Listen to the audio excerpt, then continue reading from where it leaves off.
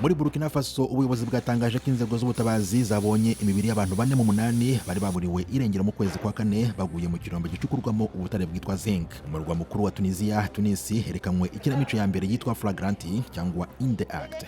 Ivuga ku butinganyi muri Tunisia. Umuyobozi wayo Yagabanije yavuze ko yakozwe mu rwego rwo guhindura imyumvire y'ababona ko aba bana bahuje igitsina aragaho mu munwa kandi bifungirwa. Muri Biotech, ikigo cy'ubushakashatsi ku ndwara ya kanseri cyo muri Ghana, cyatangaje ko kigiye kwagura ubumenyi ku kuntu iyi ndwara izahaza abantu bafite inkomoko yo muri Afurika. Ikigo cya Pfizer Inc cyo mu Busuwisi gikora imiti cyatangaje ko kigiye kugurisha ku giciro gito, kitarimo inyungu, imiti irimo ya kanseri ya COVID-19 mu bihugu 45 byo ku isi bikennye.